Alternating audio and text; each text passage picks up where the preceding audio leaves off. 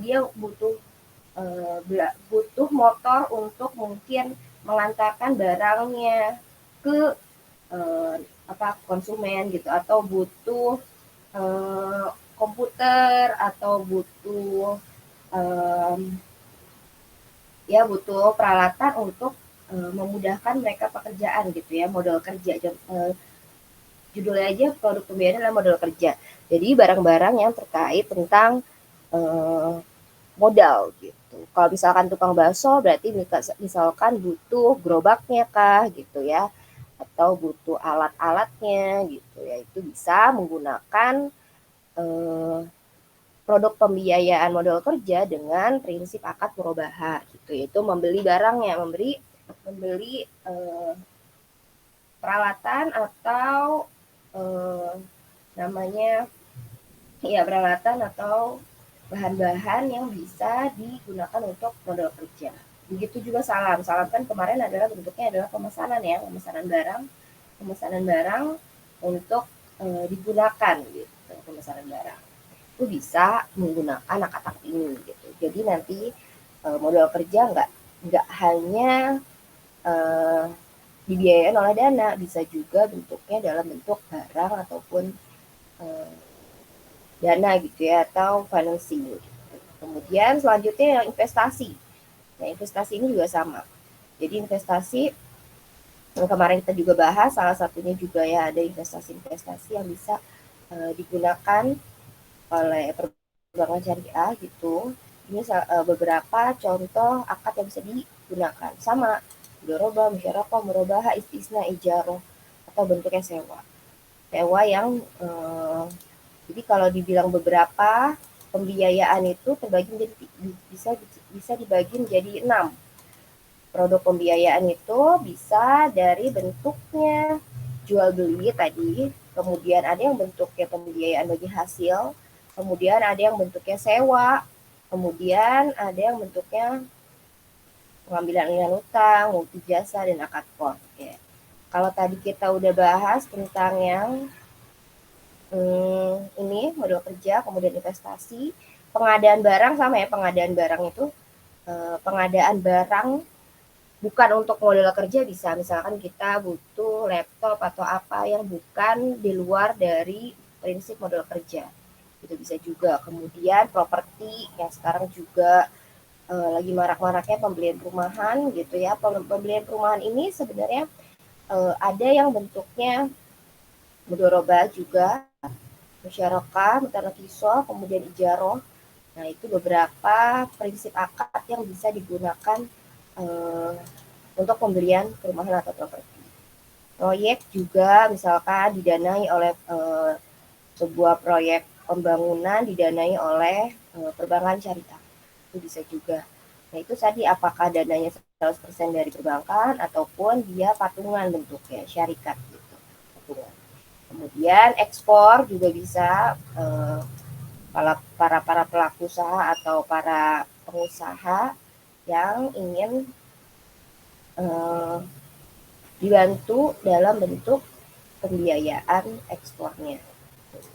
Selanjutnya adalah produk agribisnis. Agribisnis ini misalkan contohnya adalah para petani sebenarnya. Para petani yang misalkan membutuhkan bibit, ataupun alat-alat kontraktor gitu ya, dia bisa dalam bentuknya ke perbankan syariah adalah salam. Salam ini adalah biasanya adalah kan tadi pemesanan dulu ya, pemesanan gitu. Kemudian sama manufaktur, konstruksi. Nah, biasanya istisna juga sering kali dipakai untuk kegiatan konstruksi dan manufaktur. Kemarin kita bahas istisna itu adalah juga sama ya, pemesanan barang bentuknya. Jadi misalkan manufaktur ini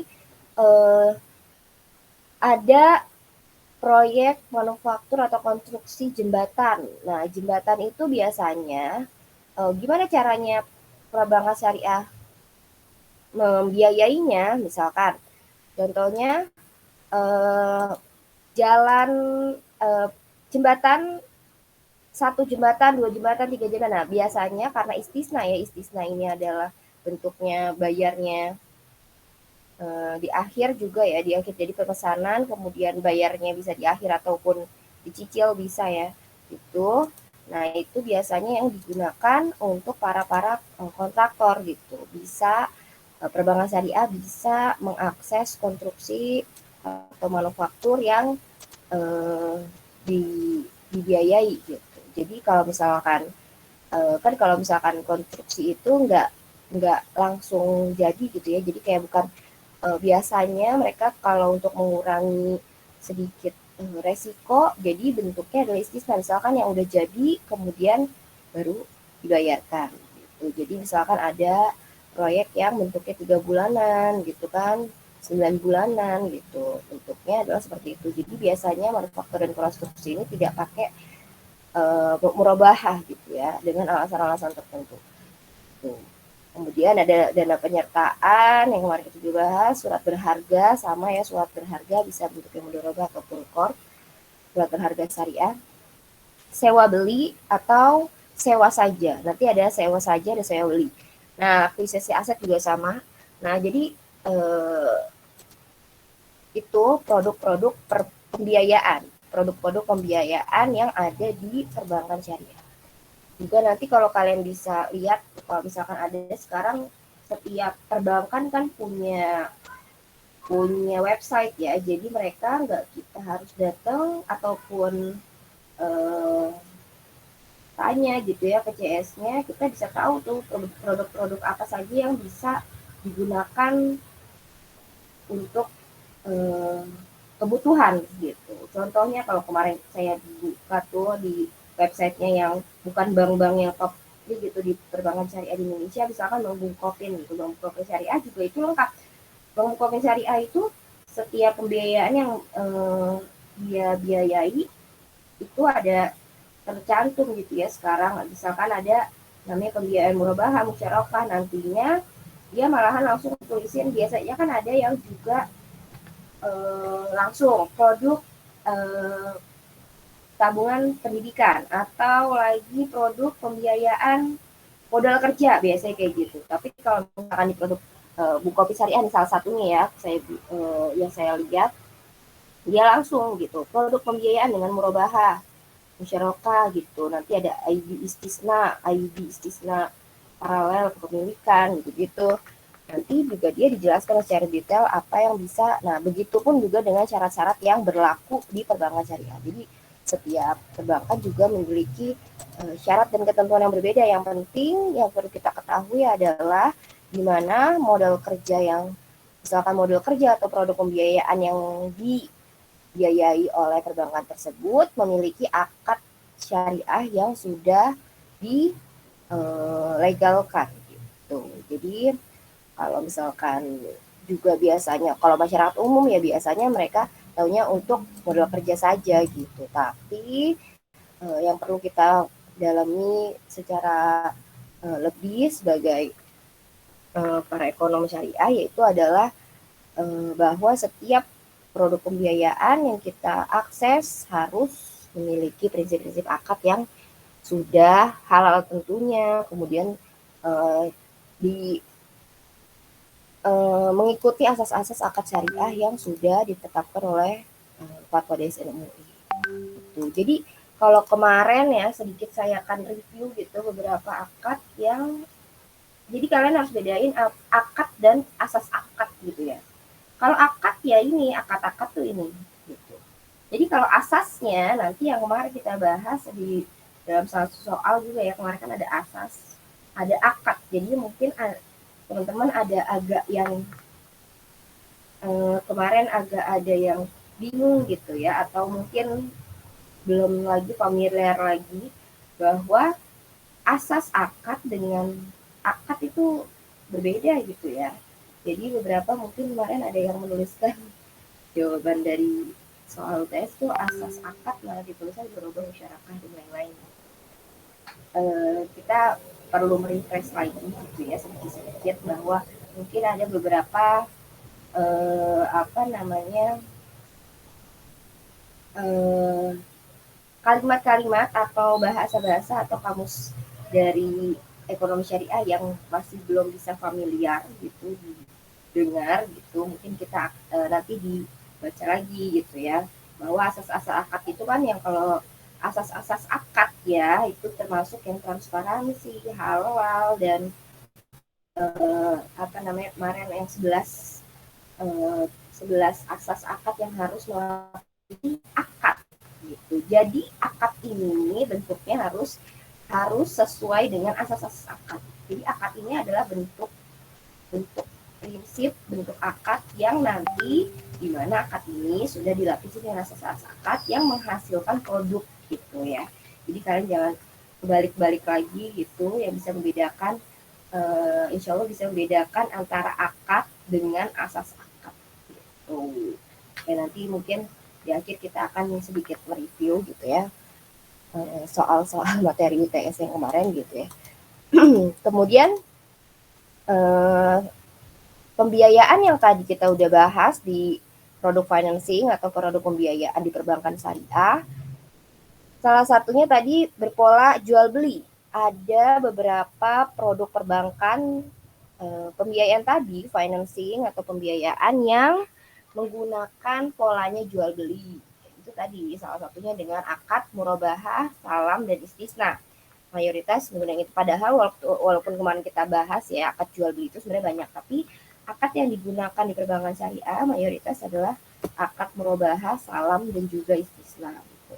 Kalau kita lihat lagi apa aja yang digunakan murabahah, salah satu tadi modal kerja ya, modal kerja, kemudian investasi, kemudian yaitu kemudian kalau yang menggunakan salam banyak ya produk-produk agribisnis, manufaktur, kemudian modal kerja juga sama menggunakan produk salam dan istisna. Berarti mereka ini produk-produk yang dibiayai oleh akad-akad murabahah, salam, dan istisna bentuknya adalah akad dengan pola jual beli.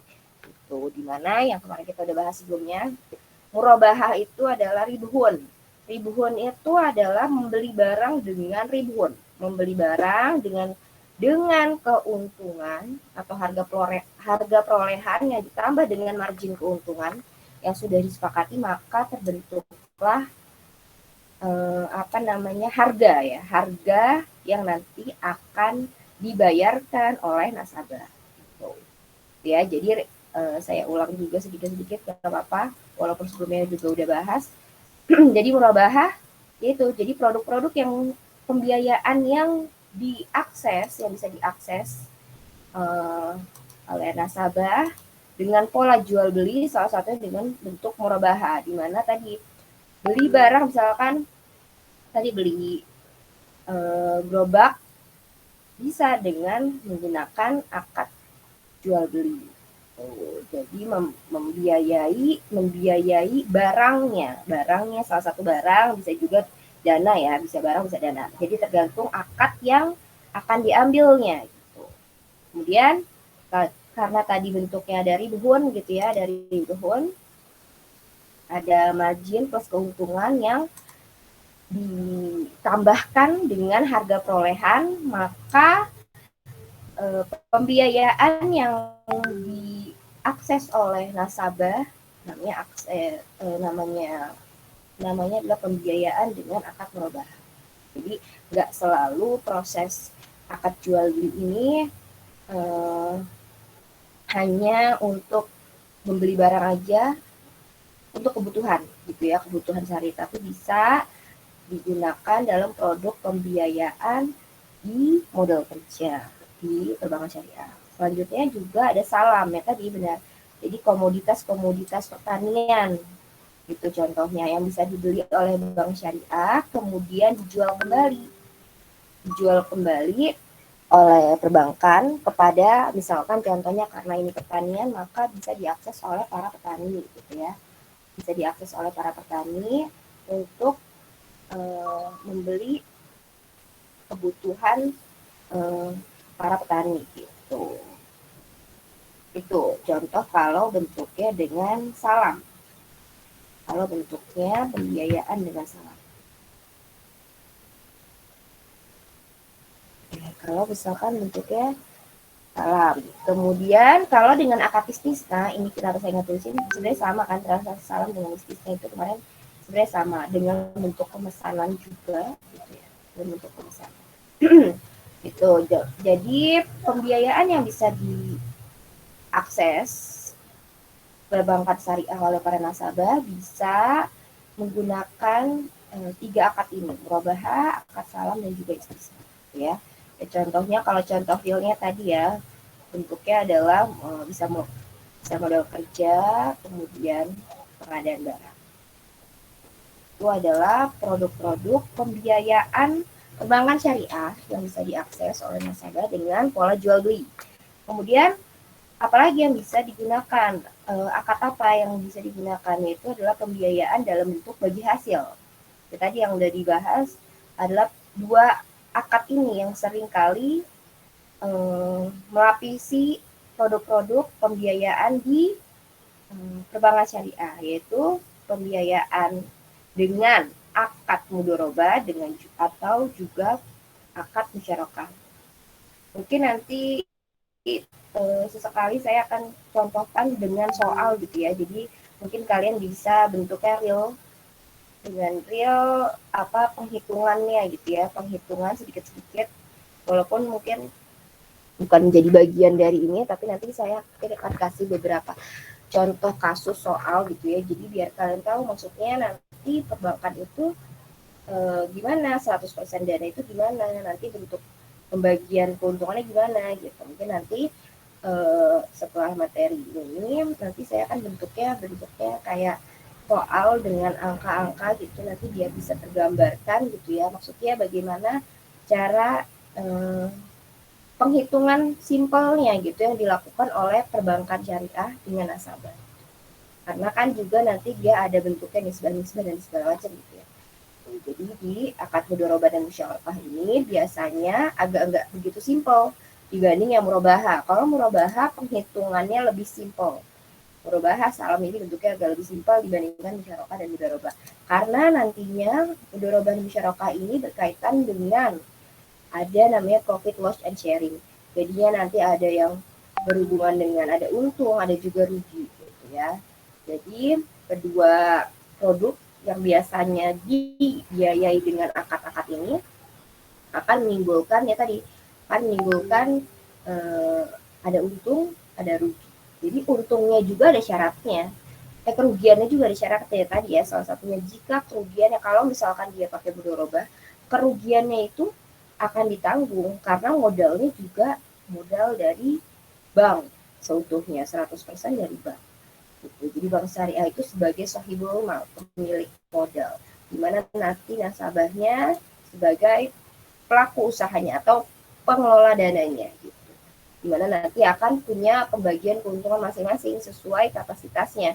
Akan tetapi kalau misalkan kerugiannya itu juga akan ditanggung oleh bank, tapi kerugian yang dilakukan oleh pihak mudharib atau orang yang pelaku usahanya gitu ya, maka tidak akan ditanggung gitu. Jadi nanti pun bagi pelaku pengusaha ketika dia sudah biasanya kan ada akan report ya, ada report hasil hasil pembiayaan gitu ya, hasil pembiayaan yang sudah dibiayai oleh perbankan, ada reportnya gitu ya, ada laporannya, kemudian nanti dianalisa gitu, dianalisa bahwa misalkan suatu ketika ada momen ada rugi. Nah ketika itu ruginya atas misalkan karena dia nggak bisa jualan hari itu,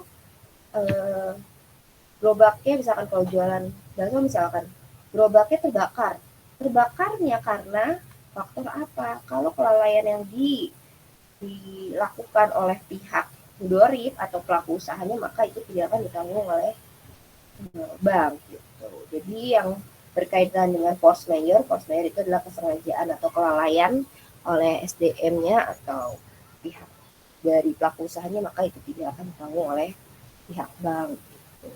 Ini juga itu secara simpelnya ya, tapi nanti di berbagai perbankan syariah mereka juga punya syarat-syarat tertentu yang khususnya di perbankan syariah itu punya strategi atau syarat-syarat yang juga beda gitu ya, beberapa juga beda gitu. Kalau misalkan kalian mau tanya di beberapa bank misalkan, pasti akad pembiayaan bagi hasil ini mereka ada beberapa beda gitu ya syaratnya dulu. Tapi yang samanya adalah mereka menggunakan akad mudharabah dan musyarakah. Kalau misalkan mereka kita mengajukan pembiayaannya dengan bentuknya modal kerja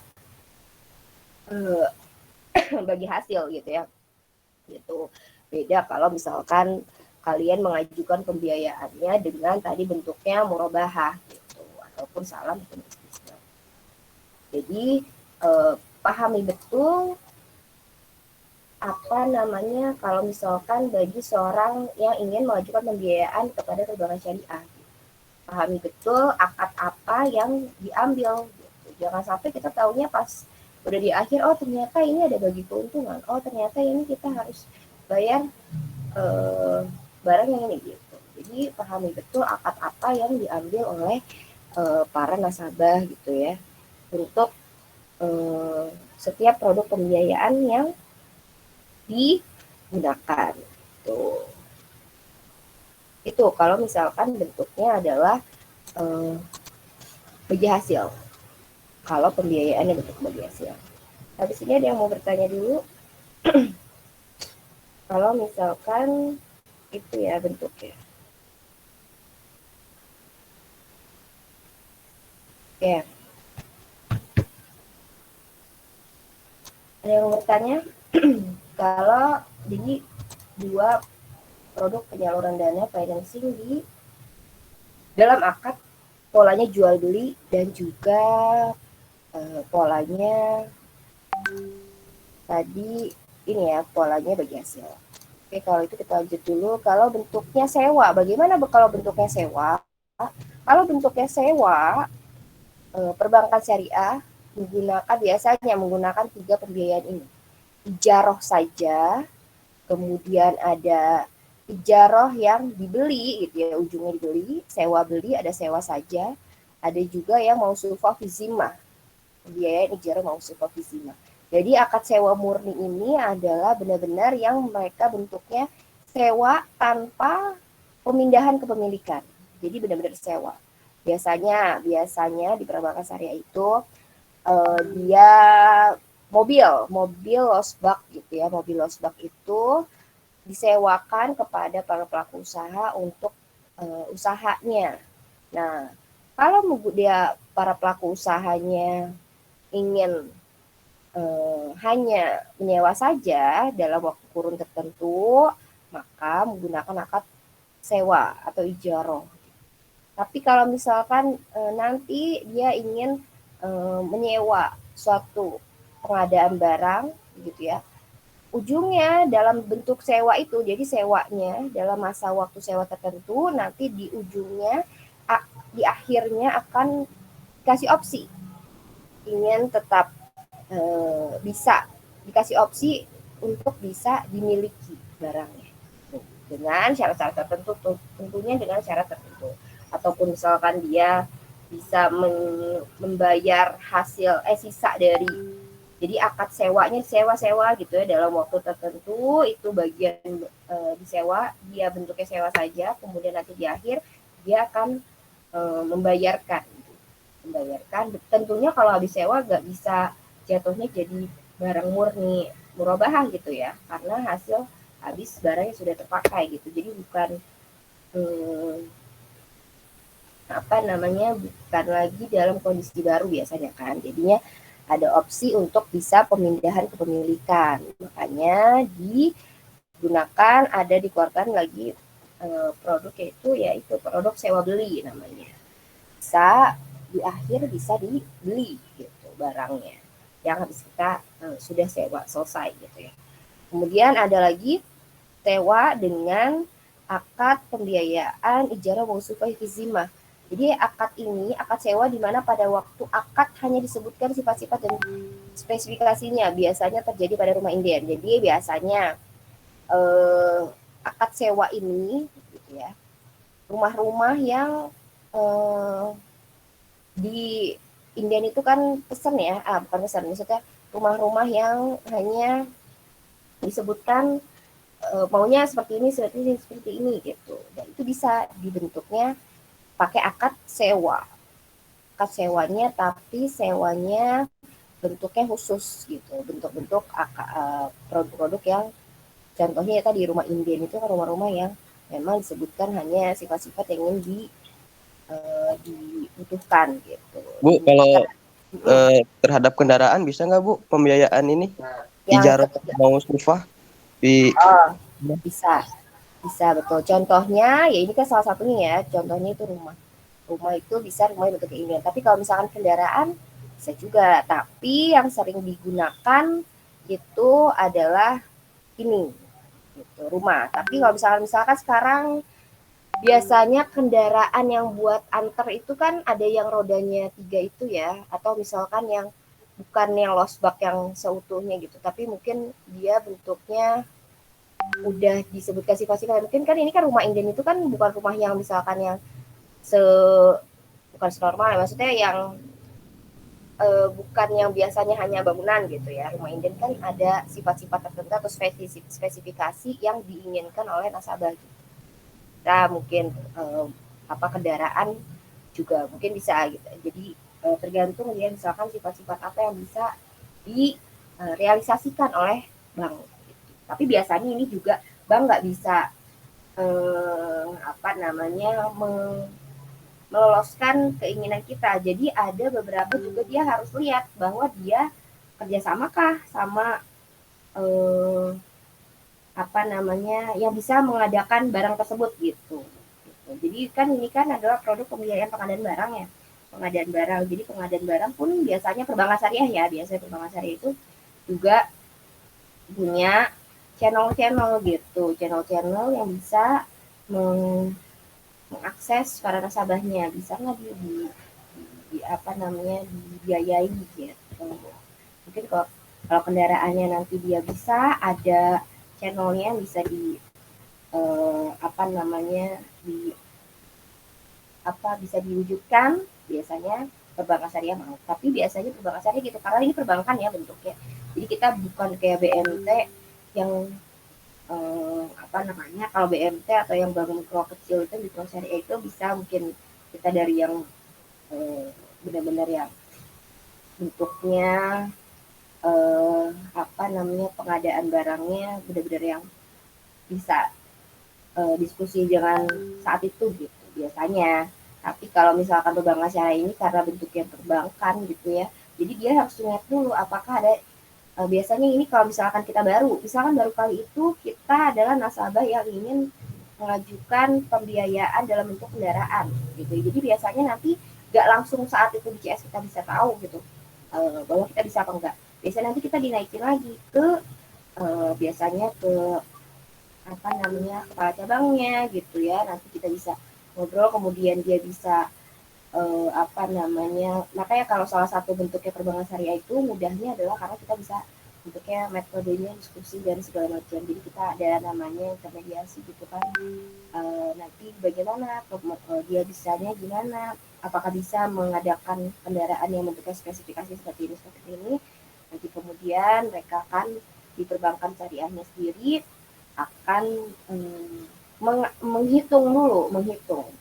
menghitung secara apa namanya dia tadi analisis keuangannya dulu bagaimana akan dia channelnya ada apa enggak nanti baru akan diadakan gitu jadi sebenarnya semua produk pembiayaan kalau misalkan yang udah makanya kan ada produk pembiayaan yang sering diakses ada juga yang baru gitu ya ada yang baru biasanya sering diakses itu mudah cepat gitu prosesnya cepat tapi kalau misalkan yang bentuk-bentuknya khusus gitu ya khususan gitu ya khusus yaitu ada agak butuh jangka waktu karena perbankan harus memperkirakan eh, apalagi misalkan dia belum ada di situ produknya belum ada makanya dia harus butuh waktu untuk mendiskusikan dan segala macam untuk benar-benar bisa kita akses jadi uh, perbankan saya itu bisa saja jadi semuanya bisa kita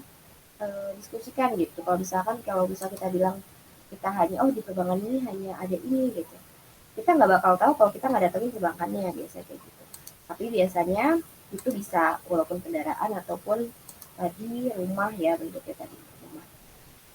Kalau misalkan dengan pembiayaan akad sewa ini gitu. Itu kalau bentuknya sewa dengan akadnya akad ijaroh ya. Jadi tadi apa saja bentuknya pembiayaan bisa dengan ijaroh ya, salah satunya adalah properti ya, properti itu dengan ijaroh, perumahan, properti. Kemudian lagi, nah ini sewa beli barang, akuisisi aset ya. Jadi produk-produk pembiayaan yang bisa menggunakan ijaroh itu. Kemudian selanjutnya kalau misalkan dengan hawalah, kemarin kita juga udah bahas ya hawalah, mengambil alihan utang. Jadi ini termasuk produk financingnya, produk pembiayaannya perbankan syariah. Jadi kalau kemarin kita bahas cuma akad hawalah adalah terus skemanya hawalah gitu ya, maka ini adalah termasuk produknya financing atau produk pembiayaannya perbankan syariah. Jadi kalau kemarin kita udah tahu bahwa akad hawalah ini adalah pengambil alihan hutang, biasanya mayoritas yang paling banyak adalah pengalihan utang. Apakah boleh pengalihan utang itu, kalau kemarin kita bahasnya dari pihak A, B gitu doang ya, misalkan A, B, terus kemudian C sebagai mengambil alihkan hutang. Kalau kemarin kita bahasnya adalah orang per orang ya, person to person. Kalau di perbankan gimana? Gitu. Kalau di perbankan skemanya mirip. Gitu. Skemanya mirip. Ketika misalkan si A utang ke B, ataupun A bentuknya utangnya ke bank juga. Gitu ya. Jadi kita perlu pahami. Jadi biasanya ada juga, malahan ini jadi juga bentuk dakwahnya perbankan syariah biasanya ya. Perbankan syariah itu bentuk dakwahnya adalah gini. Orang-orang yang punya hutang di perbankan konvensional gitu ya, person atau orang atau nasabah yang punya hutang ke perbankan syariah atau perbankan syariah punya hutang ke perbankan konvensional atau perbankan yang non syariah gitu ya, ataupun bank BPR gitu, bank BPR ataupun ya itu bank, biasanya bank BPR bukan BPRS ya, BPR bank perkreditan, BPR bank perkreditan rakyat, ataupun bank-bank konven atau non syariah yang ingin beralih utangnya atau beralih pembiayaannya, kalau di ini ya, di perbankan syariah dialihkan utangnya ke perbankan syariah. Jadi biasanya mungkin dia cicilnya ke perbankan konven kan, terus kemudian dia sudah tergerak untuk memindahkan dirinya dan juga hutangnya ke perbankan syariah. Salah satu yang bisa diakses adalah ini, produk pengambilan alihan hutang. Jadi biasanya para marketing nih, yaitu para marketing perbankan syariah itu bukan hanya ngasih tahu nih produk ini ya, harusnya ya murninya sekarang adalah bahwa produk para SDM perbankan syariah itu juga kenapa perlu pendidikannya juga, itu fungsinya. Jadi jangan kita hanya menawarkan produk tanpa memberikan namanya adalah value Islamic value gitu ya. Jadi kalau di dalam perbankan syariah kan kita ada Islamic value atau asas-asas lah ya, asas-asas yang bisa kita bisa juga dipahami gitu, dipahami oleh para nasabah gitu ya, agar setidaknya salah satu kegiatan ekonominya bisa diakses dengan produk pembiayaan syariah.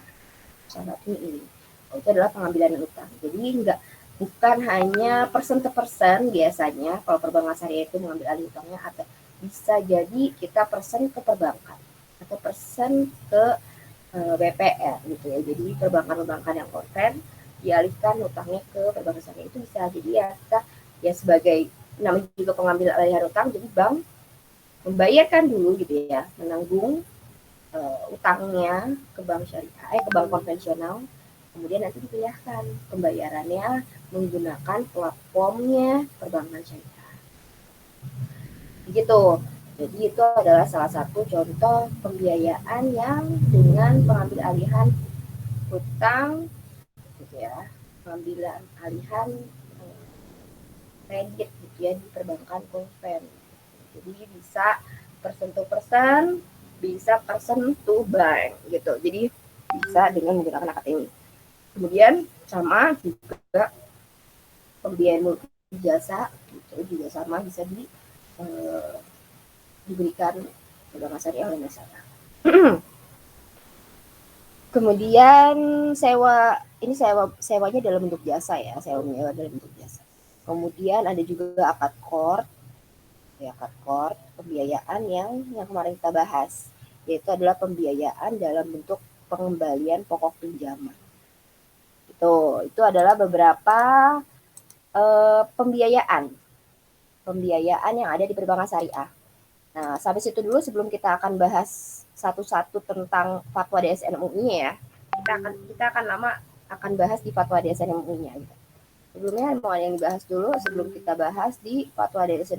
Jadi kalau kita bahas fatwa DSN MUI-nya lebih nanti ke real praktiknya gitu ya, real praktiknya yang harus syarat-syarat yang harus dilaksanakan oleh setiap perbankan syariah gitu. Ini patut juga dipahami oleh para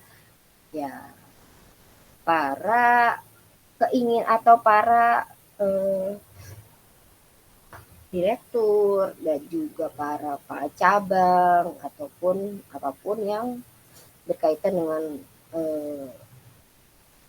lingkar dari perbankan syariah. Tuh, ada yang mau ditanya dulu sebelum kita akan bahas fatwa DSM MUI-nya, agak banyak ya. Kita akan bahas fatwa DSM MUI-nya. Tiap apa namanya? Tiap ininya, tiap produknya. Tuh, kalau belum ada pertanyaan, nanti juga ini fatwa DSM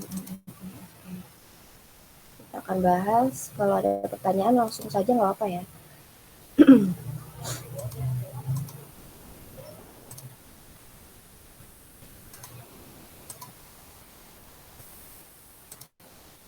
Ya, fatwa DSM MUI pertama tadi kita akan bahas tentang mudorobahnya. Bentar, murobahannya dulu ya. Kemarin sebenarnya murobahah itu bukan hanya pengertiannya kita bahas kemarin.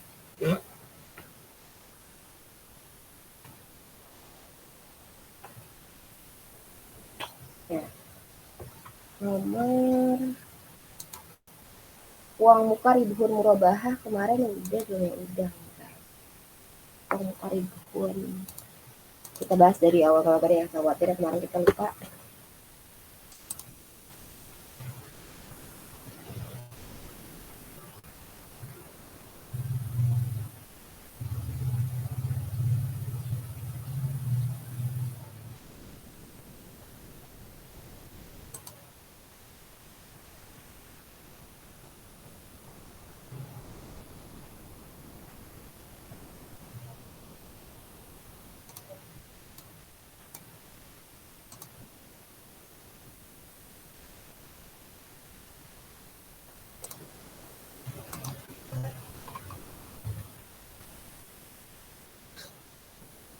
Ini adalah fatwa DSM MUI tentang murabahah.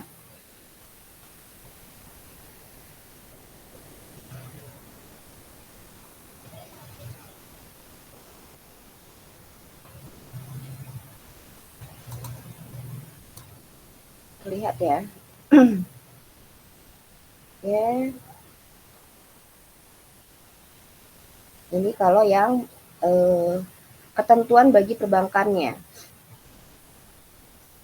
Ya, jadi bank dan nasabah harus melakukan akad murabahah yang bebas riba. Ya, itu udah pasti karena termasuk salah satu asas akad dari setiap perbankan syariah ya. Tidak boleh memperjualkan yang tidak diharamkan.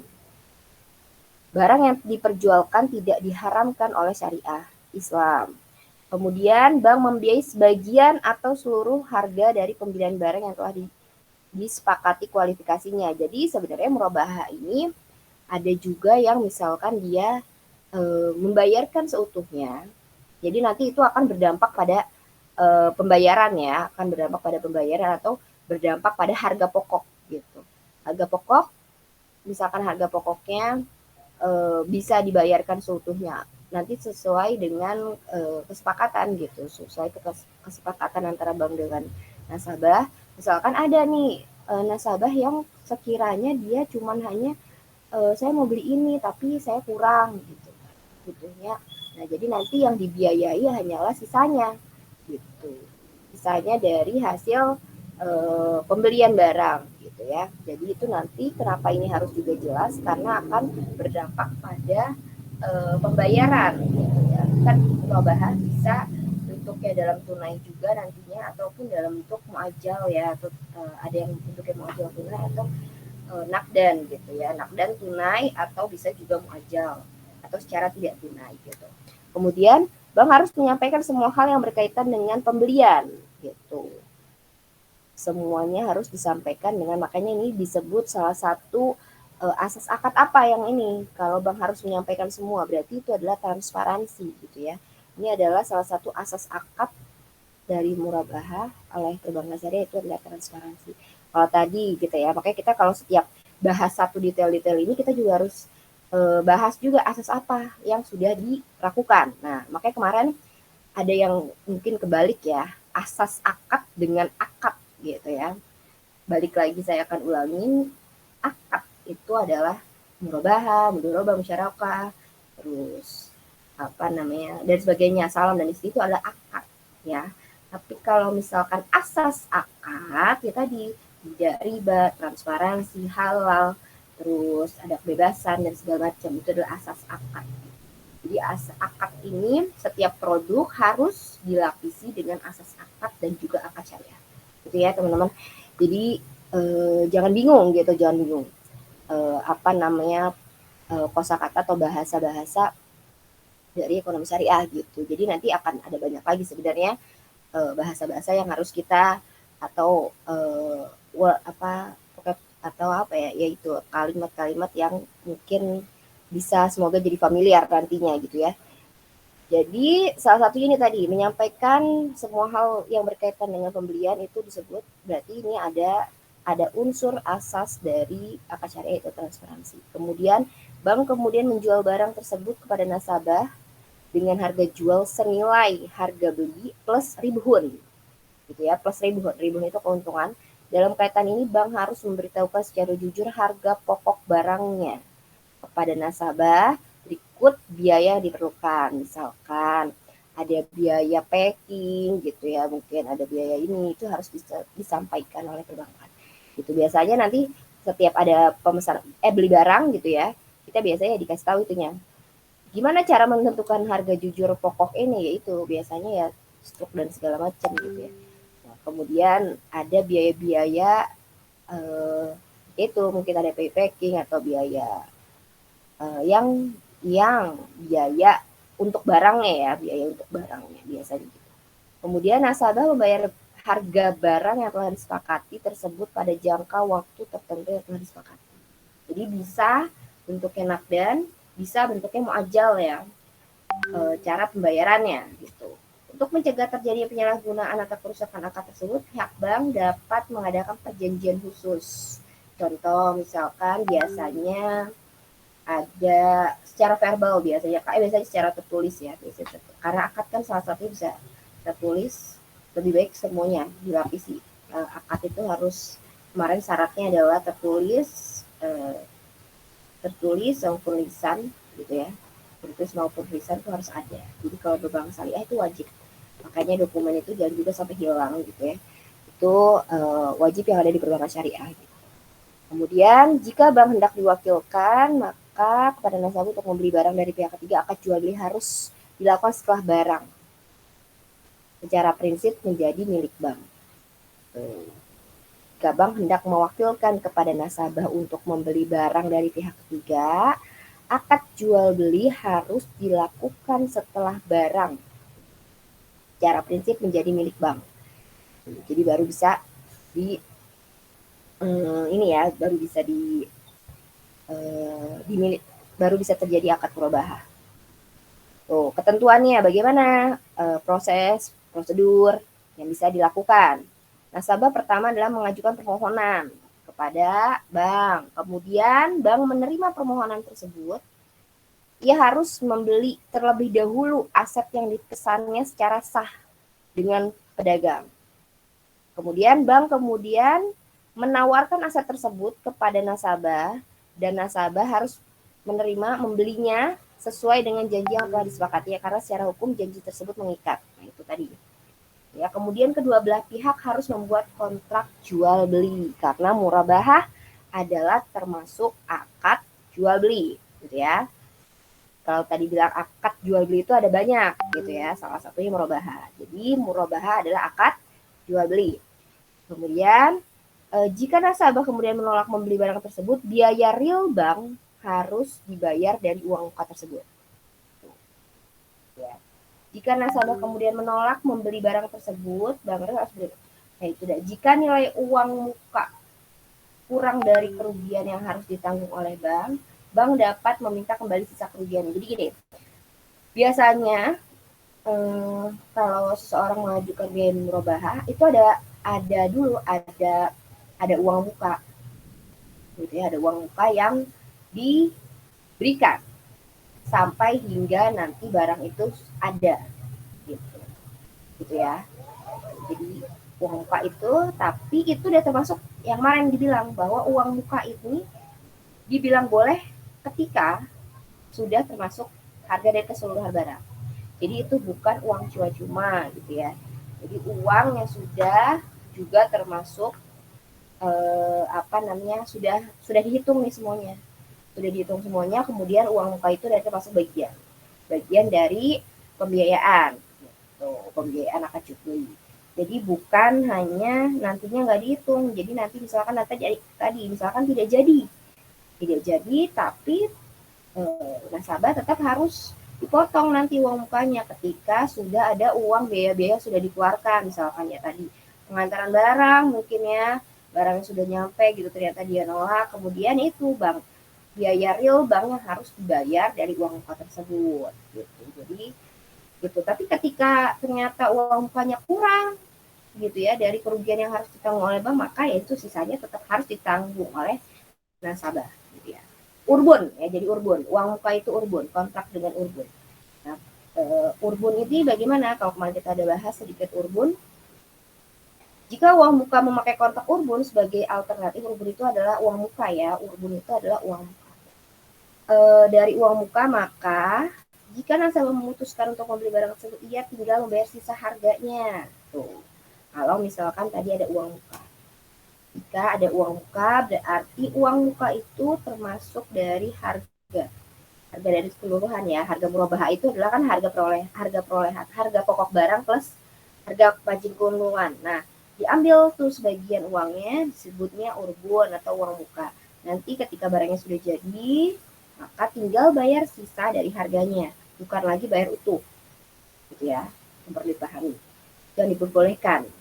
Jika nasabah batal membeli, uang muka menjadi milik bank maksimal sebesar kerugian. Tuh. Sebesar kerugian yang ditanggung oleh bank akibat pembatalan.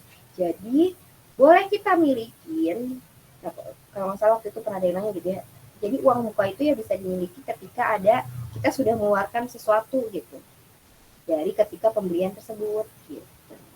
Bukan beli barangnya, tapi misalkan ada ya ada beberapa mungkin ya kayak misalnya untuk mengantar barangnya aja, bukan harga pokoknya yang harus kita dihitung kerugian, bukan itu.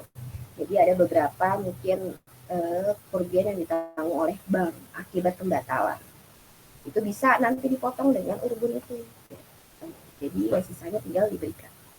Atau kalau ada kelebihan yang diberikan lagi ke nasabah, tapi kalau kurang ya tetap harus ditagih ke nasabah. Jaminan. Jadi apakah jaminan diperbolehkan? Boleh. Di fatwa DSN ini jaminan itu diperbolehkan dalam murabahah. Jaminan dalam murabahah dibolehkan agar nasabah serius dengan pemesanan. Ini juga sebenarnya salah satu bentuk kolateral dari perbankan syariah kepada nasabah. Gitu. Apa sih kolateral yang waktu itu kita bahas di Mace ya? Kolateral itu ada jaminan. Jaminan ini adalah sebenarnya bukti keseriusan. Tapi ini sebenarnya nggak semuanya sih, nggak semuanya karena boleh ya bentuknya boleh. Jadi ada beberapa yang juga kalau bentuknya biasanya pemesanan barangnya ini lebih ke resikonya yang tinggi gitu ya. Itu yang dinilai oleh perbankan ini biasanya mereka mengharuskan ada jaminan. Kalau misalkan bentuk produknya itu yang eh, harus ada jaminannya. Kemudian bank dapat meminta nasabah untuk menyediakan jaminan yang dapat dipegang. Nah itu jaminan yang bisa bentuknya ekonomis ya. Kemarin kita bahas jaminan itu bentuknya harus ekonomis. Itu yang bisa dipegang ataupun surat ataupun apa gitu. Itu bisa dijadikan jaminan. Kemudian utang murabahah. Secara prinsip penyelesaian utang nasabah dalam transaksi murabahah tidak ada kaitannya dengan transaksi lain yang dilakukan nasabah dengan pihak ketiga atas barang tersebut. Jika nasabah menjual kembali barang tersebut dengan keuntungan atau kerugian, ia tetap berkewajiban untuk menyelesaikan utangnya ke bank. Nah, jadi biasanya kan ya itu tapi sebenarnya itu ya. Jadi barangnya ya udah milik nasabah ya, jadi boleh diperjualbelikan kalau misalkan barangnya sudah milik nasabah. Beda kalau misalkan bentuknya akan sewa, berarti kan barangnya bukan milik nasabah ya, jadi tidak boleh lagi dengan ada pihak tiga. Kemarin kita udah bahas bahwa jual beli itu barangnya harus dimiliki oleh nasabah. Kalau misalkan ada pihak ketiga gitu atas penyelesaian utangnya ya, bank tidak ada kewajiban gitu, untuk menyelesaikan utangnya. Dia tetap berkewajiban ya dengan utangnya ke bank, tetap gitu ya jalan. Kemudian jika nasabah menjual barang tersebut selama masa angsuran berakhir, ia tidak wajib segera melunasi seluruh angsurannya. Tuh, ya. Jika penjualan barang tersebut menyebabkan kerugian, nasabah tetap harus menyelesaikan utangnya sesuai kesepakatan awal. Ia tidak boleh memperlambat pembayaran angsuran atau meminta kerugian. Ya, jadinya tetap harus karena ya perjanjiannya sama bank bentuknya itu. Penundaan pembayaran dalam murabahah. Penundaan pembayaran, nasabah yang memiliki kemampuan tidak dibenarkan menunda penyelesaian utangnya. Jika nasabah menunda pembayaran dengan sengaja atau jika salah satu pihak tidak menunaikan kewajiban, maka penyelesaiannya oleh arbitrasi syariah. Gitu ya, setelah tidak mencapai sesuai kesepakatan. Biasanya juga sama. Semuanya misalkan kita dalam perjalanannya kita nggak bisa bayar, ataupun ini benar-benar nggak bisa bayar misalkan, bukan menunda-nunda, itu biasanya kita ada musyawarah ya tadi saya bilang dulu, semua itu bisa bentuknya musyawarah. Nah bedanya di syariah gitu, kita bisa langsung ke kepala cabangnya, kita bentuknya musyawarah, minta diperpanjang jangka waktunya, itu bisa itu ya. Kemudian bangkrut dalam murabahah. Jika nasabah ternyata pailit dan gagal menyelesaikan utangnya, bank harus menunda tagihan utang sampai ia sanggup kembali. Gitu ya. Jadi semoga ya salah satu akad syariah yang bisa dijalankan yaitu adalah kemaslahatan gitu. Jangan sampai kemaslahatan atau kemaslahatan nasabah itu malahan merasa ter terseok-seok karena kita melakukan pembiayaan ke perbankan syariah gitu. Jangan sampai kita kayak juga ngerasa terancam gitu ya. Jangan sampai kita sama melakukan pembiayaan ke pinjol-pinjol gitu kan, ngerasa terancam gitu. Nah itu kalau kita mau bahas juga tuh bagus juga didiskusikan gitu kan, pinjol-pinjol yang sekarang gitu. Pun ya sebenarnya itu balik lagi ke diri masing-masing sih ya gitu. Bentuknya adalah pembiayaan itu adalah yaitu kenapa juga ya kemarin kita pernah sedikit bahas kenapa pinjol banyak yang marak lebih diakses oleh masyarakat dibandingkan perbankan syariah. Kenapa? Gitu ya, itu juga menarik sebenarnya kalau misalkan kita bahas gitu ya. Kenapa sekarang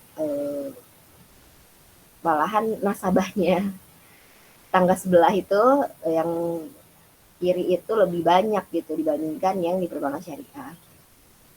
Itu mungkin juga bisa jadi evaluasi para perbankan syariah. Kenapa juga harusnya berarti sebenarnya kita punya, kalau misalkan kita pemilik perbankan syariah, kita punya banyak eh, apa namanya peluang gitu ya, karena sebenarnya banyak yang membutuhkan pembiayaan, benar gak sih gitu kan, butuh banyak pembiayaan. Lalu kenapa gitu?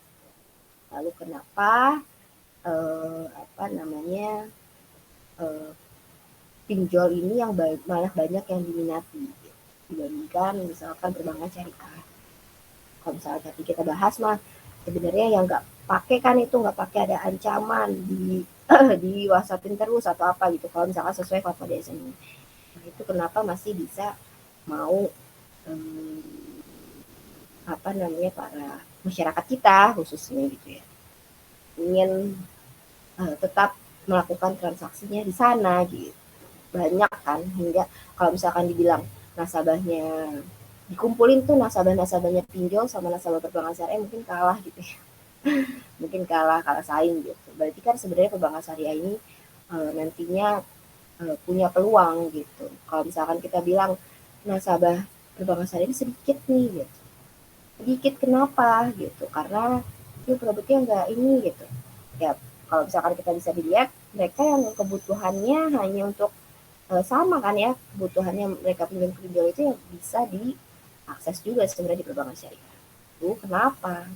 Itu bisa dijadikan eh, bahan kalian tipsi kah atau bahan diskusi ya bagi kita gitu, agar sebenarnya biar kita bisa membangun rasa kita keingintahuan ekonomi syariah itu sebenarnya dengan cara diskusi tentang banyak isu-isu atau apa namanya kita compare dengan yang kita pelajari. Lalu nanti akan timbul tuh, akan muncul poin-poin masalah gitu ya, poin-poin masalah dan kita bisa nantinya setelah poin masalah muncul gitu kan kalau dalam suatu penelitian itu butuh ada masalah gitu. Kenapa suatu skripsian itu ya butuh satu masalah dulu gitu. Suatu masalah, nanti kemudian masalah tersebut dianalisa dengan tinjauan pustaka gitu kan ya. Maka nanti akan di apa namanya keempat itu adalah hasil penelitian. Kalian harus meneliti dulu berarti bagaimana keadaan di lapangan dan segala macam, kemudian baru menjadikan suatu hasil. Jadi deh itu hasil dari penelitian. Tuh. Jadi sebenarnya belajar ekonomi syariah itu mudah asal kita mau mencari masalah sebenarnya. Mencari masalah yang nantinya akan dianalisa di lapangan kemudian atau dengan bentuknya diskusi gitu ya musyawarah nanti akan menemukan gitu bahwa sebenarnya apa yang terjadi di teori bisa jadi mungkin berbeda dengan fakta real praktiknya misalkan gitu ya misalkan itu ataupun malahan kita menemukan masalah-masalah baru yang nanti bisa menjadi suatu kemajuan bagi perbankan syariah itu yang bisa kalau kita bukan lagi itu kan namanya juga mahasiswa bagaimana caranya kita mengaktifkan diri kita menggali terus isu-isu yang ada gitu kan nantinya akan dikompar dengan keilmuan kemudian nanti akan mencapai suatu hasil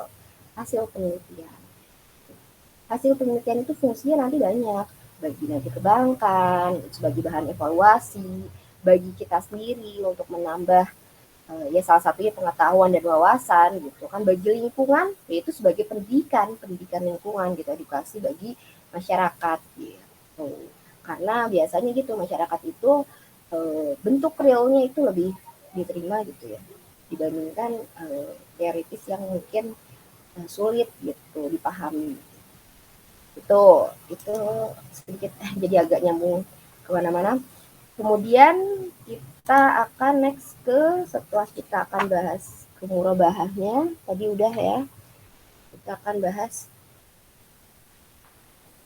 fatwa lain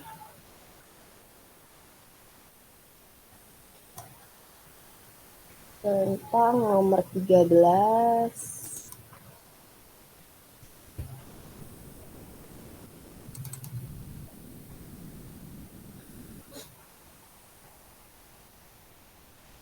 Oke, ini fatwa DSN ini tentang urbun atau uang muka gitu ya. Sama sebenarnya sama yang seperti tadi. Ini cuma ada 3 poin bahwa ketentuan uang muka dalam akad pembelian murabahah, uang muka boleh diminta apabila kedua belah pihak disepakati. Jadi uang muka itu sebenarnya boleh atau enggak gitu ya. Sebenarnya bisa atau enggak di dalam perbankan syariah itu bisa atau enggak. Kalau misalkan terkait dengan uang muka. Besar jumlah uang muka ditentukan berdasarkan juga kesepakatan gitu sama. Kemudian jika uang muka lebih kecil ya sama tadi ya. Lebih kecil maka bisa menambah dari tambahan nasabah, jika uang lebih besar maka harus dikembalikan. Kemudian ya tadi ini juga sama, nah itu uang muka. Yang penting harus diingat bahwa beberapa poin tentang urbun. Kemudian nomor 16 ini tentang nomor 13 itu tentang uang muka. Kemudian nomor 16-nya adalah tentang diskon murabahah.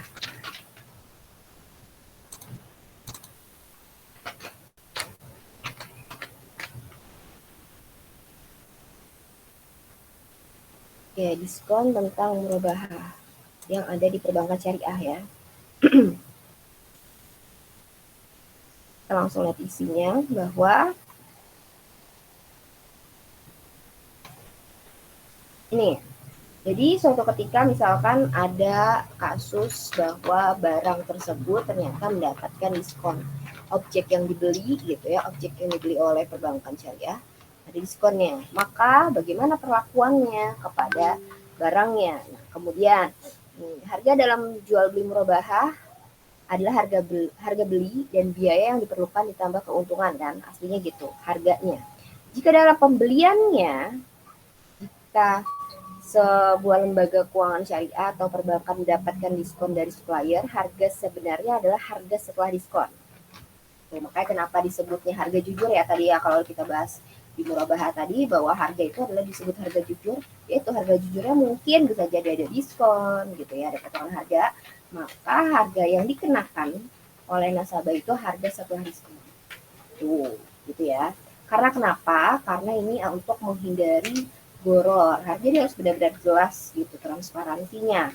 Gitu. Harus benar-benar jelas secara transparansi di akad murabahah ini. Jika pemberian diskonnya terjadi setelah akad, pembagian diskon tersebut dilakukan berdasarkan perjanjian yang dimuat dalam akad. Dalam akad pembagian diskon setelah akad hendaknya diperjanjikan. Nah, biasanya nih kita nggak tahu ada diskon gitu. Tapi makanya di awal akad itu dijanjikan dulu ketika ada diskon maka nanti akan berganti gitu. Tapi kalau misalkan di awalnya nantinya tidak ada di perjanjiannya ya maka ya tetap biasanya harganya tetap walaupun itu ada diskon nanti. Makanya harus diperjanjikan dulu di dalam akadnya. Jadi kita pun makanya saya bilang bahwa hukum perbankan itu ya tetap harus jelas sesuai akadnya sejelas-jelasnya. Makanya akad itu bentuknya kan tulisan maupun lisan juga harus sebagai karyawan atau SDM perbankan syariah itu benar-benar harusnya benar-benar menjelaskan secara detail ya. Kewajiban para SDM di perbankan syariah ini juga harus dimaknai oleh semua elemen orang-orang di perbankan syariah. Jika salah satu tidak memenuhi yang sama ya. Jadi intinya adalah komponen diskon. Jadi satu kasus pun ya tetap harus dikeluarkan fatwa DSN-nya gitu. Karena ketika waktu tadi dibahas murabahah saja kan tidak ada bahasan diskon maupun uang muka ya. Jadi nanti dikeluarkan lagi fatwa DSN-nya gitu.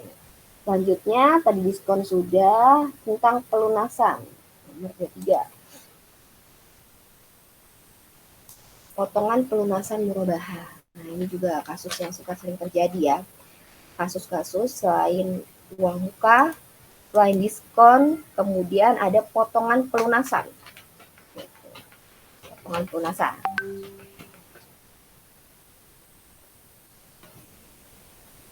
Nah, ini cuma ada 2 item, bahwa jika nasabah dalam transaksi murabahah melakukan pelunasan pembayaran tepat waktu atau lebih cepat dari waktu yang telah disepakati, maka perbankan memberikan potongan dari kewajiban pembayaran tersebut dengan syarat yang tidak diperjanjikan dalam akad. Besar potongan sebagaimana maksud di atas diserahkan pada kebijakan. Nah, biasanya ini sesuai kebijakan para perbankan syariah masing-masing ya. Jadi ada potongan pelunasan. Gitu. Jadi boleh ada potongan pelunasan. Kan biasanya kalau ada juga kan di perbankan konvensional ada tuh yang nggak boleh. Biasanya nggak boleh, malahan ada denda ya kalau nggak salah. Atau ada apa? Ada tambahan kalau nggak salah. Itu saya juga kalau misalkan di perbankan syariah gitu ya. Kalau perbankan syariah sudah dikeluarkan juga ya fatwanya udah lama ini, tahun 2002 gitu, bahwa ada potongan pelunasan dalam murabahah. Gitu. Itu tentang potongan pelunasan murabahah. Tadi kita udah bahas uang muka, urbun, kemudian diskon, kemudian potongan pelunasan. Kemudian nomor 46-nya, kenapa ini bisa loncat-loncat ya? Nomornya itu karena ternyata di sepanjang jalan, nasabah di perbankan ini butuh pelunasan cepat, berarti nggak boleh saat itu nggak boleh, mungkin sebelum tahun 2002 itu nggak boleh ada potongan pelunasan dulu sebelum dikeluarkan ininya fatwa DSN UI-nya. Nomor 46, potongan tagihan murabahah.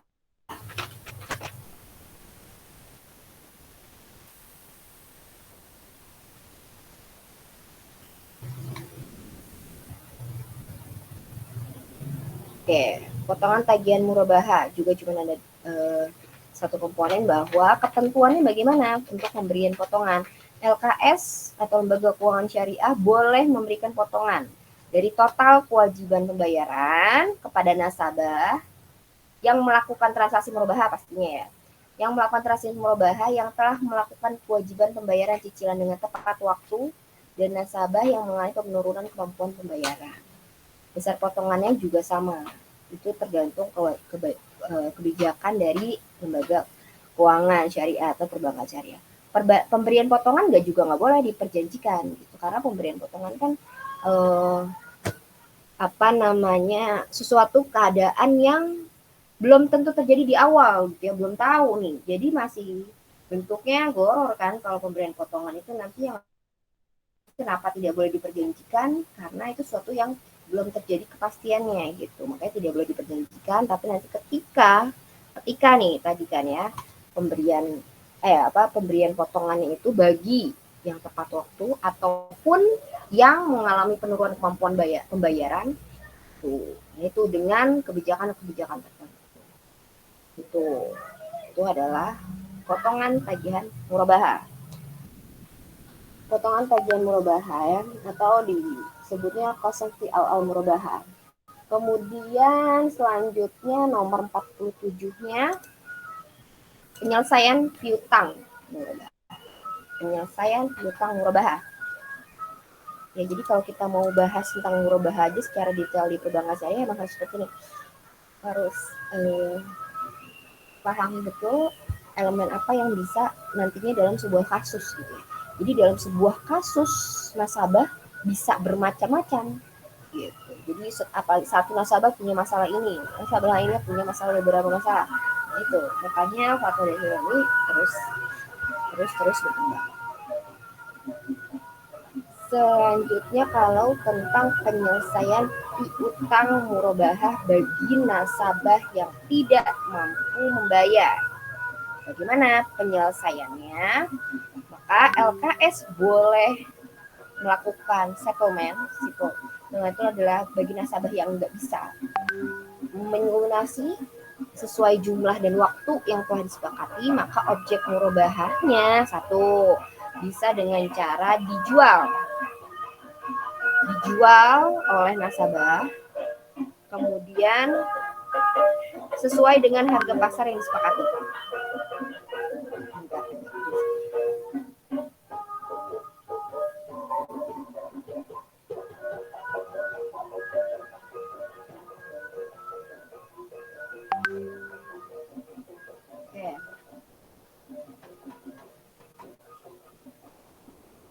Oke, pertama itu ya. Tadi bentar ada iklan.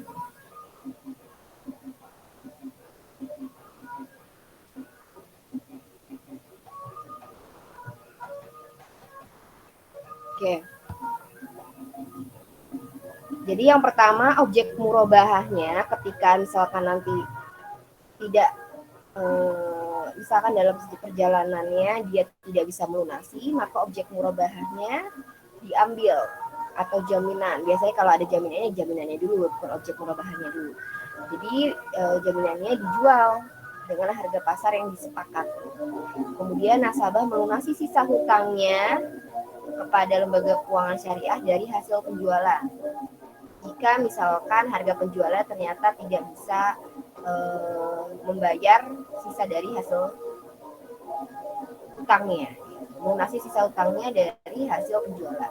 Tapi biasanya melebihi ya, kalau misalkan hasil penjualan melebihi, berarti balik ke nasabah. Apabila hasil penjualan melebihi sisa utang ke LKS, membalikannya sisanya ke nasabah.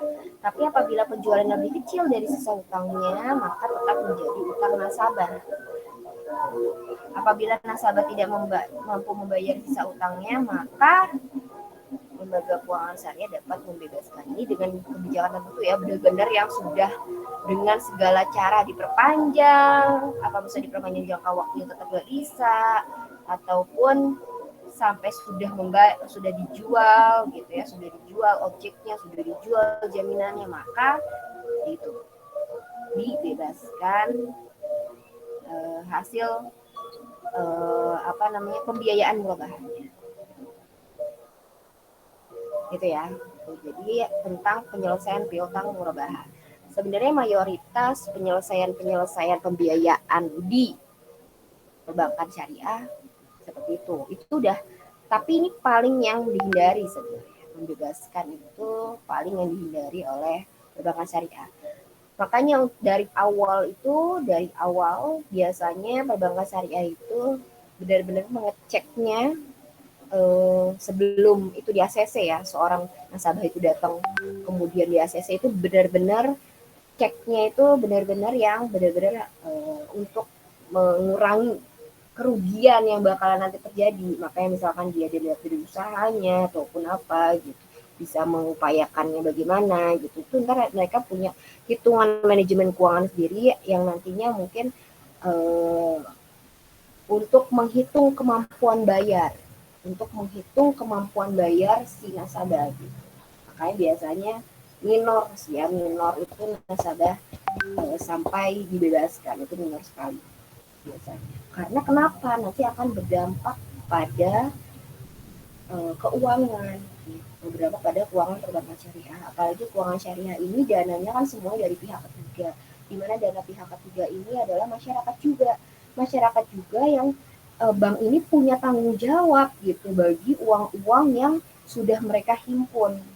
Nah, otomatis uang yang mereka sudah himpun dari dana pihak ketiga atau nasabahnya juga mereka akan menyalurkan kepada segala sesuatu yang mereka nilai juga ekonomis nantinya gitu. Jadi meminimalisir sekali hal-hal yang bersifat kerugian. Karena banyak kan ya salah satunya juga Bank Muamalah itu termasuk yang permodalannya sebelum kemarin ada bantuan dari BPKH dan segala macam, itu permodalannya yang kecil gitu, permodalannya yang karena itu tingkat pembiayaan macetnya tinggi salah satunya. Makanya setiap tahun itu perbankan syariah punya laporan kesehatan bank. Laporan kesehatan bank ini yang nanti akan menjadi tolak ukur mana saja pembiayaan yang ingin dimodali oleh perbankan syariah. Nah, makanya biasanya perbankan yang sudah kurang gitu ya, maksudnya lemah dalam segi kesehatan banknya, biasanya dia mencari pembiayaan yang aman-aman saja gitu, yang benar-benar yang risikonya kecil. Makanya ini juga jadi tanggung jawab setiap kepala cabang dan yang meng-ACC dan juga staf-staf yang di perbankan syariah gitu ya. Maunya ya perbankan syariah itu adalah mau melapisi hingga bagian bawah gitu ya, tapi kita juga masih bergerak tumbuh ke atas ya, masih bergerak tumbuh ke atas perbankan syariah kita di Indonesia, yaitu makanya banyak yang dipertimbangkan, banyak pertimbangan yang menyebabkan produk perbankan syariah ini masih namanya juga tumbuh ya, masih bertumbuh gitu, masih banyak yang perlu nggak semuanya bisa dibiayai oleh perbankan syariah. Tapi ya semoga karena perbankan syariah itu sekarang produknya semakin banyak gitu, jadi yang penting kita memiliki dana pihak ketiga yang banyak. Jadi makanya sebenarnya yang didongkrak terus adalah penghimpunan dananya. Sehingga kalau kita punya penghimpunan dana yang banyak, maka perbankan syariah ini bisa mengakses pembiayaan juga yang banyak. Gitu, gitu. Tentang salah satunya tentang murobaha. Ini nomor 47-nya. Oke. Lalu kemudian selanjutnya 48-nya adalah tentang penjadwalan kembali tagihan murobaha.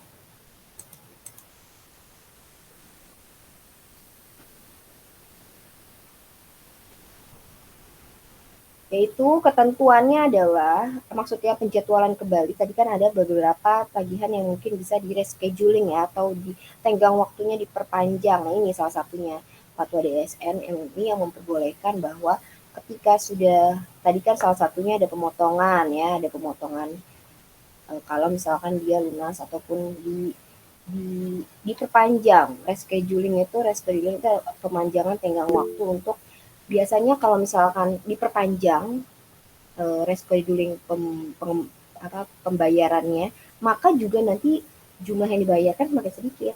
Gitu. Makanya itu untuk mempermudah nasabah biasanya. Tidak menambah jumlah tagihan yang tersisa, ketentuannya adalah pembebanan biaya dalam proses penjadwalan adalah biaya real. Perpanjangan masa pembayaran harus berdasarkan kesepakatan kedua belah pihak. Jadi biasanya ya nggak bakal akan ditambah walaupun jadi rescheduling, kalau ditambah sama aja kan. Jadi rescheduling diperpanjang biasanya masa pembayarannya, tapi dengan tidak menambahkan jumlah tagihan yang tersisa. Itu tentang penjadwalan kembali tagihan murobaha. Kemudian apakah bisa dikonversi dari satu akad ke akad yang lain? Akad murobaha bisa dikonversi. Oke, nanti kita lihat nih fatwa DSN MUI-nya. Konversi akad murobaha.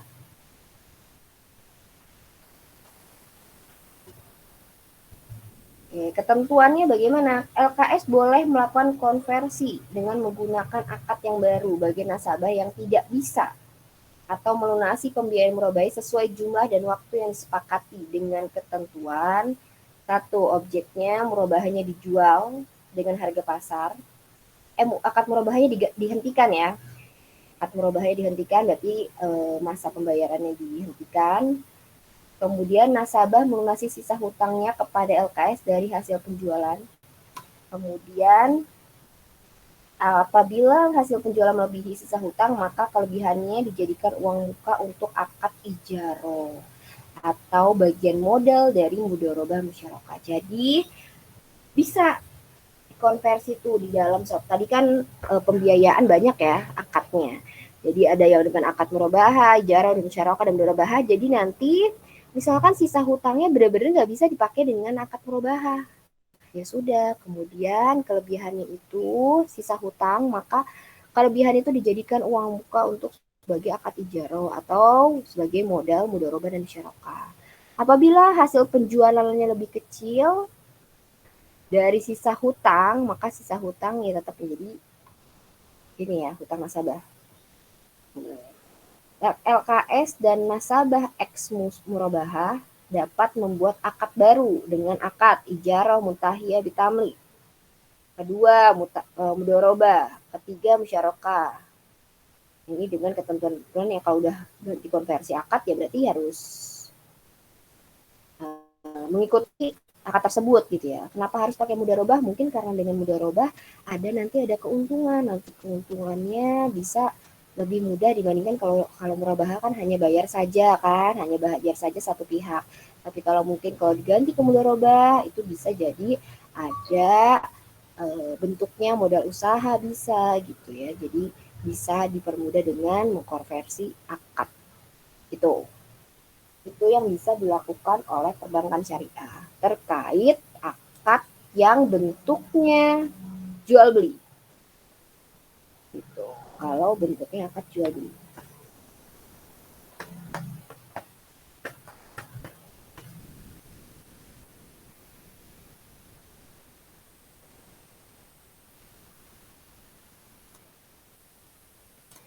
Kalau bentuknya akad jual beli di murabahah. Kenapa di murabahah itu dibahas secara detail itu sekali ya? Karena memang benar murabahah ini paling banyak sebenarnya. Banyak sekali penelitian tentang menunjukkan bahwa murabahah ini produk paling diminati. Pembiayaan produk yang paling diminati itu murabahah. Makanya kenapa murabahah munculnya kasusnya di fatwa DSN ini banyak ya gitu. Karena ya itu ternyata ya dalam sepanjang perjalanannya ada yang tadi, ada yang mengalami sulit atau bahkan sampai pailit gitu ya. Atau ada yang melunasi malahan lebih cepat gitu. Maka ada beberapa kebijakan-kebijakan yang harus juga diterapkan. Beda kayak misalkan fatwa DSN ini tentang salam dan istisna, itu hanya sekian, cuman ya hanya tentang akad salam dan istisna saja, tidak ada tentang yang lain gitu. Karena mungkin yang dirasa yaitu kalau kita lihat porsi fatwa DSN itu sebenarnya kita bisa menghitung produk apa sih yang sering digunakan oleh para nasabah kita di perbankan syariah. Jadi sebenarnya menganalisa tuh bisa dari segala macam bentuk sisi. Gitu. Ada yang mau ditanyakan lagi? Tentang produk financing, produk pembiayaan ya. Kalau di konvensional mungkin bahasanya adalah produk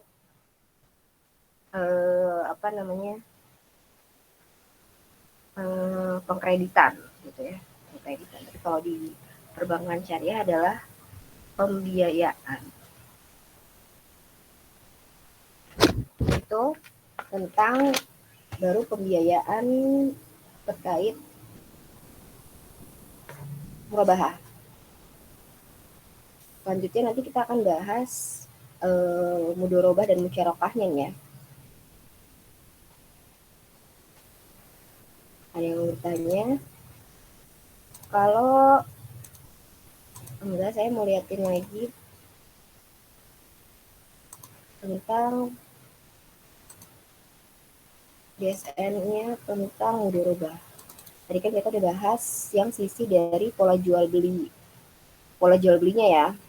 Sekarang kita akan bahas dari sisi yang bagi hasilnya. Produk perbankan syariah dari pola perbankan bagi hasil. Kalau tadi polanya jual beli, sekarang bentuk polanya adalah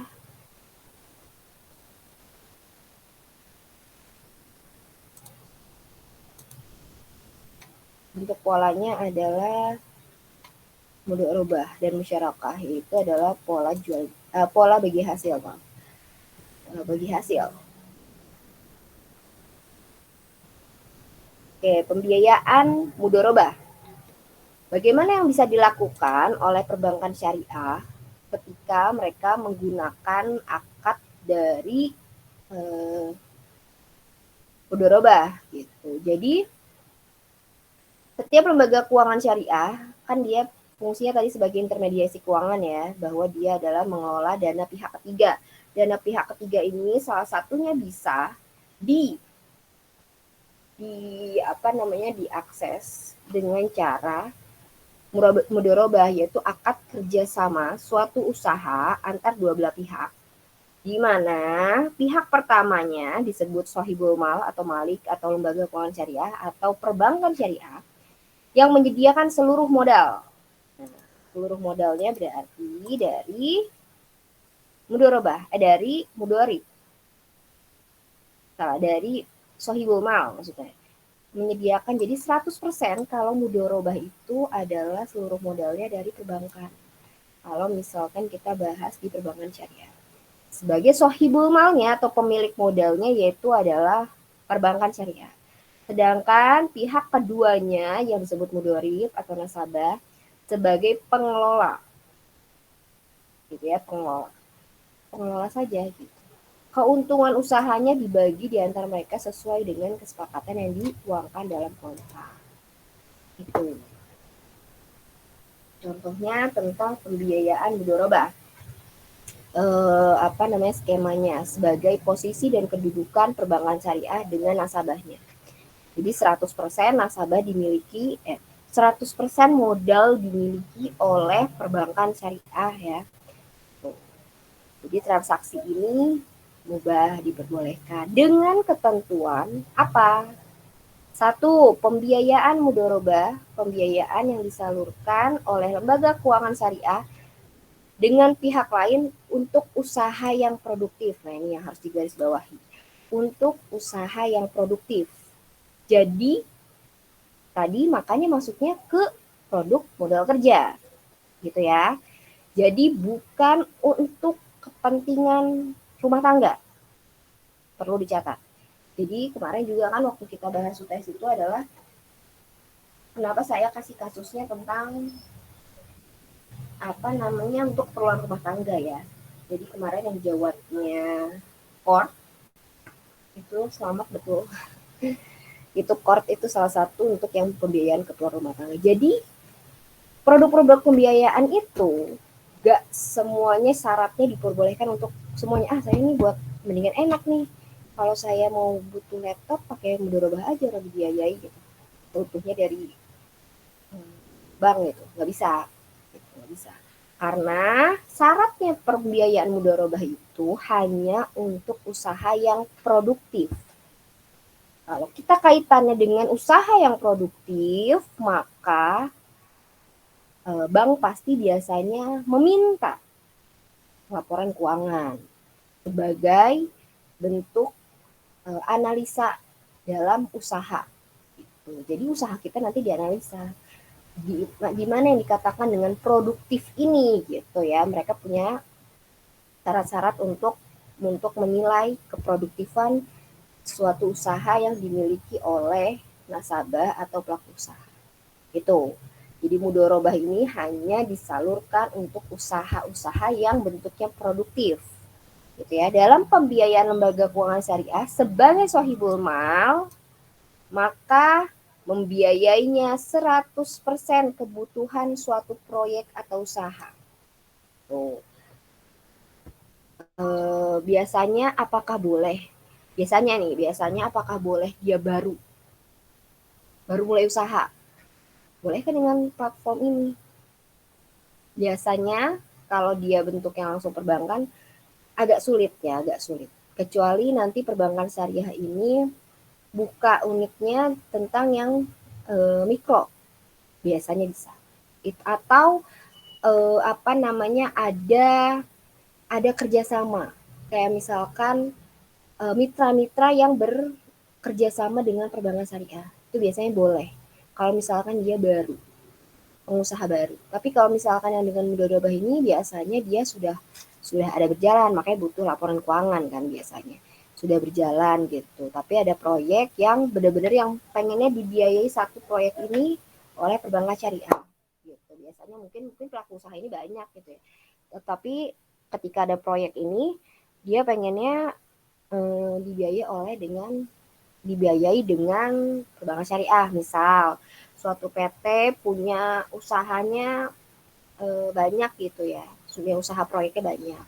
Ketika itu misalkan mungkin dia dapat proyek dari dinas pendidikan misalkan untuk membuat alat peraga. Itu soalnya ini saya contohin berdasarkan emang ada yang kasusnya seperti ada alat peraga. Nah, alat peraga ini butuh modal gitu kan. Padahal yang mau usaha dia banyak juga. Bisa di situ ada proyeknya ada banyak gitu. Tentang apa. Misalkan hanya tentang alat peraga ini dia ada kerjasama. Nah, dia butuh modal untuk membiayai seutuhnya nih tentang satu proyek usaha ini. Itu diboleh. Jadi bisa datang ke Bank Syariah untuk membiayai proyek tersebut gitu. Jadi itu contoh ya, contoh realnya ketika 100% itu butuh untuk menggunakan untuk suatu proyek usaha.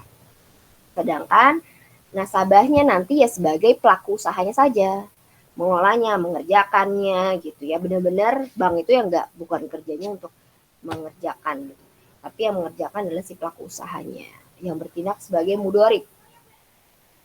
Gitu. Jadi garis bawahi bahwa mudharabah itu adalah 100% biayanya dikenai oleh sohibul mal. Jangka waktu usahanya, cara pengembalian dananya, dan pembagian keuntungan ditentukan berdasarkan kesepakatan.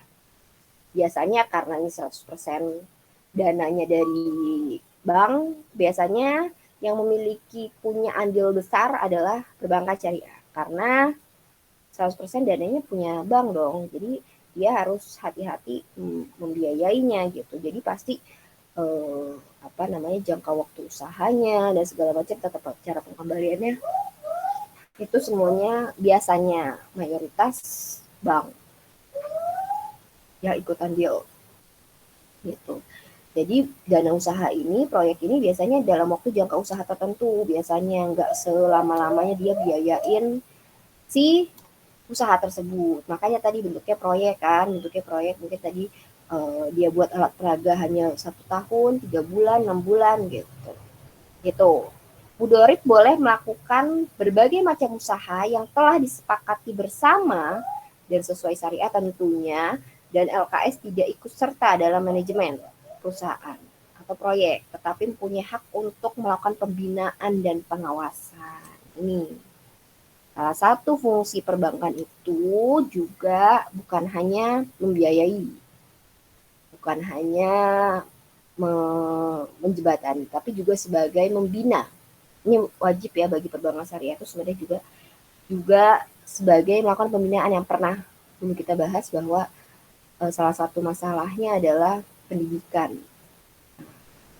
Ini kalau di dalam perbankan syariah itu ada, kalau di BSM ya waktu itu saya magang di BSM itu, kalau di kantor pusatnya bukan lagi ya ada CS gitu-gitu kan, itu kantor-kantor cabang ya di berbagai daerah. Jadi kalau di kantor pusatnya itu benar-benar ada bagian-bagian bidang tertentu. Bagian haji ini, bagian ini, bagian ini. Nah, waktu itu pas banget dapetnya waktu itu di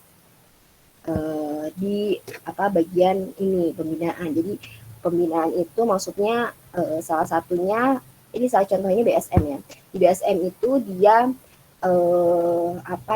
unit kerjanya khusus untuk melakukan training kepada nasabah, training kepada karyawannya, SDM-nya. Kemudian dia waktu itu juga punya perpustakaan sendiri. Itu adalah perpustakaan untuk mengakses para karyawan-karyawannya untuk di dipaksa untuk belajar gitu. Itu saya di magangnya di bagian itu ya, pas banget di bagian yang pembinaannya itu. Jadi mereka benar-benar setiap setiap periode itu punya jenjang. Jadi jenjangnya itu adalah ketika seorang ini sudah di training ini gitu.